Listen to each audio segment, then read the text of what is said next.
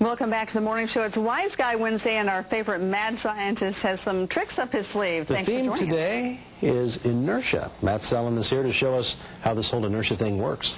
Right, and this stuff has been known about for 300-400 years almost. Isaac Newton came up with these laws of motion, and Isaac was born on Christmas Day back in 1647. So he thought of this a long time ago. And the question I asked last week was, how can you pull a tablecloth out from under some dishes? And you can see some tablecloths and dishes here, so you can imagine that's what we're going to do. And a broom on the other side. And a broom, oh yeah, we'll get to that too. And Jeff Madden of Lodge knew the answer, and he sent it to me. Very good explanation, actually. And the explanation goes something like this. Everything has inertia. Newton's first law, in fact, describes inertia. It says that if something isn't moving, it doesn't want to start moving unless you push on it with some force. And if it is already moving, it'll keep going in exactly the same direction unless a force acts on it. And so that's what the total segments are going to be about today. Okay, and so these dishes are not moving, and if I go ready, set, now, they still didn't move. Right. No, okay. No matter how much you encourage them. Right, and it's like a teenager in bed in the morning. You can't get him out. The exact same thing. And so the way that I can get this tablecloth out is I can pull on it. Is this cooked or raw? It's raw. Oh, we live dangerously here. Yeah. If I pull on this, the dishes shouldn't move. Get up there. They're moving, aren't they? Well, here's my cup of coffee, too, so I should put that there. Okay, so I got to pull really quick here. So I'm going to, on the count of 3, and give this a great big yank. 1, We'll hope this works. 2,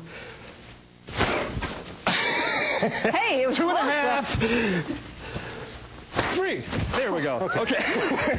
Once we were out from under the coffee, I was okay with it. Now, you got an egg and a candle. I just didn't pull it far enough the first time. Okay. But these things had a lot of inertia. They didn't want to move. You can try this at home, by the way. You shouldn't do the dishes because maybe your mom will get mad. But if you just have a cup, a little coin, and a playing card, you could just knock the card out, and the thing falls right down.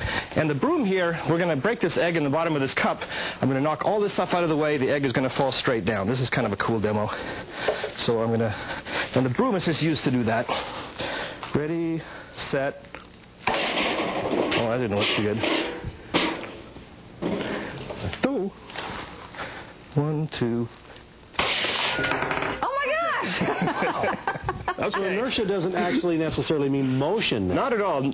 Inertia means whatever it's doing, it wants to keep doing that. So if it's not moving, and the egg wasn't moving, it didn't really want to start moving. So I could knock all this other stuff out from under it, and the egg, since it didn't have anything touching it, just fell straight down. Okay.